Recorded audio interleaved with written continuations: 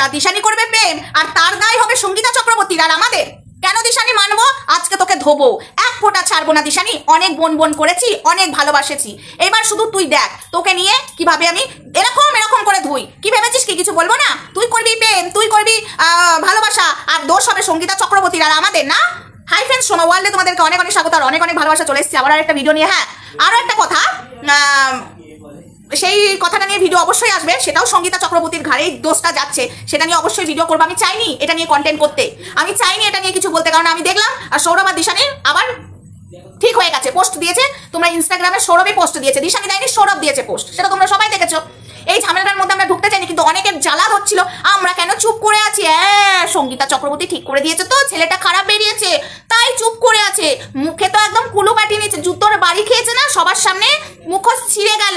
ওই হাবলির মতো নয় রে, হাবলি যাই লুকিয়ে লুকিয়ে লোকের বাড়িতে ফুলের মালা পরতে। ওই যে দিশানিদের বাড়িতে গেছিল না, দিশানির মা বলেছিল প্লিজ ক্যামেরা করবে না, তারপরেও লুকিয়ে লুকিয়ে ক্যামেরা করেছিল। দিশানির মাকে বলছে না না আমি ক্যামেরা করিনি, আবার ভিডিওটা পোস্ট হয়ে গেছে, তাই না?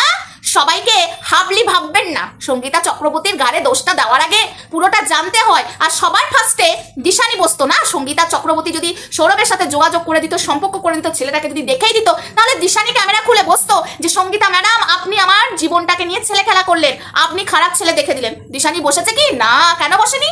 দিশানি নিজে জানে যে আমি এটা করেছি, এবং তার পরিবারও জানে, ঠিক আছে।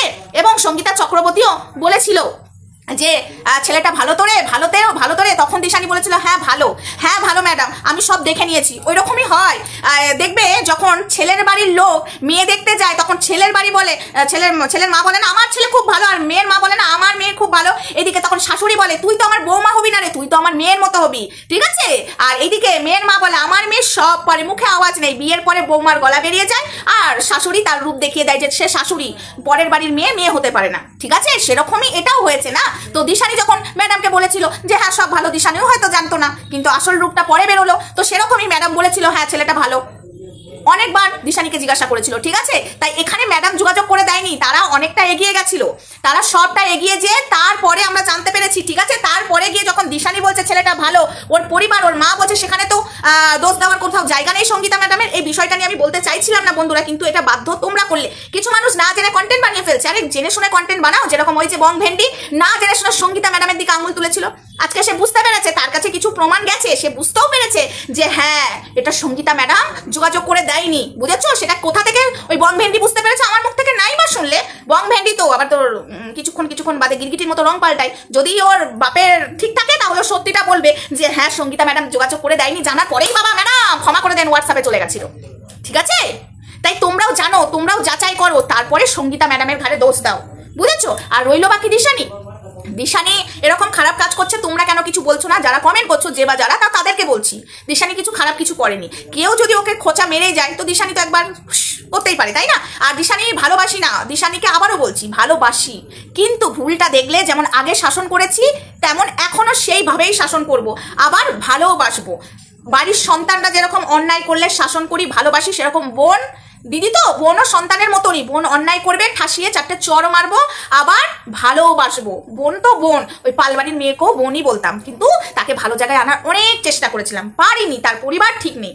এবার আসি মেন কথায়, এই যে সৌরভের সাথে দিদি ভাই মানে সঙ্গীতা ম্যাডাম কোনো কিছুই দিশানির সাথে করে দেয়নি, তাহলে সবার ফার্স্টে দিশানি বসতো। দিশানির কাছ থেকে কোনো কিছু শুনেছো? দিশানি কিছু বলেছে? তাহলে তার আগেই ভিডিও নামিয়ে ফেলছো। হ্যাঁ, যেরকম বং ভেন্ডি বলেছিল ওরা ভয়ে চাপে, তারপরে বুঝে গেছে ভয়ে না চাপে, তারপরে ক্ষমা চাইতে বসে গেছে, ঠিক আছে। আবার হোয়াটসঅ্যাপে আগে ক্ষমা চেয়েছে, ওর তো জন্মের পরিচয় ঠিক নেই, ওটাকে যা খেলাবার ওই যে পকেটে টাকা রেডি রাখতে বলেছি, ঠিক আছে, দেখি ওর কত টাকা আছে।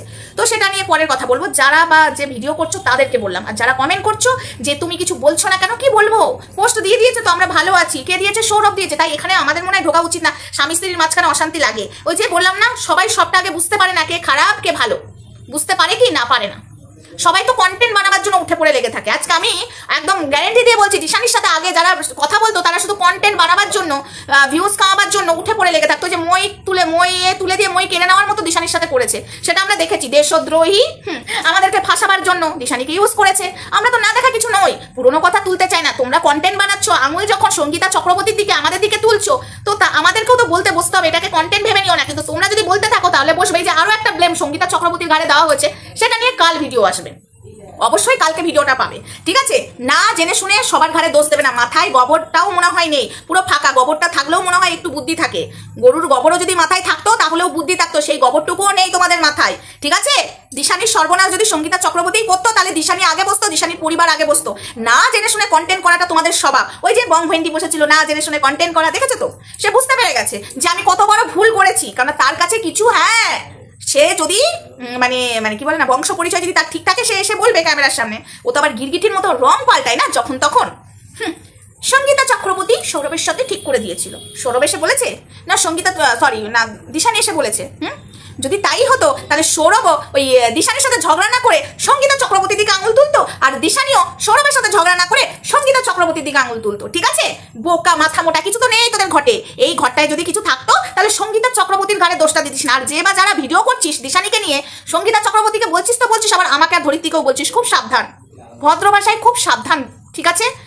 শিক্ষিত আছিস নিজেদের কাছে থাক। তোরা এমন শিক্ষিত হয়েও অশিক্ষিতর মতো কাজ করিস, বুঝেছিস তো? যারা নিজেদেরকে বারবার বলে আমি শিক্ষিত তারা শিক্ষিত নয়। যারা অরিজিনাল শিক্ষিত হবে তারা সারাক্ষণ ক্যামেরার সামনে এসে শিক্ষিত বড়াই করবে না, বুঝেছিস?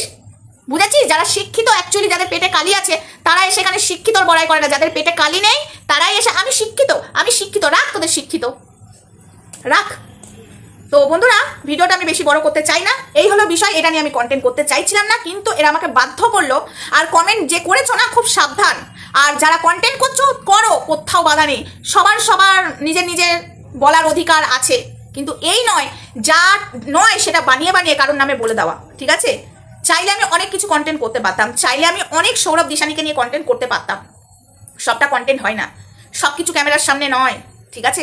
অশান্তি সবার বাড়িতেই হয়, ঠিক আছে? তো যাই হোক, ভিডিওটা এটুকুই থাক। নেক্সট ভিডিওতে দেখা হচ্ছে, যত রাতি হোক। আর একটা ভিডিও আসছে, মাল পিয়েঙ্গে, ইয়েস, আসছে, ওয়েট অ্যান্ড ওয়াচ। টাটা।